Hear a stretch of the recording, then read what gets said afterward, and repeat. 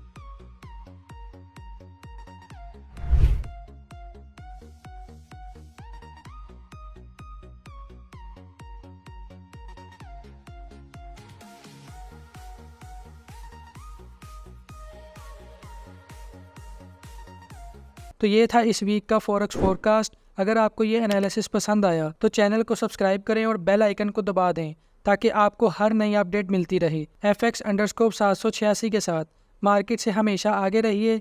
Next week तक smart trade करें और प्रॉफिटेबल रहिए। अल्लाह हाफिज़।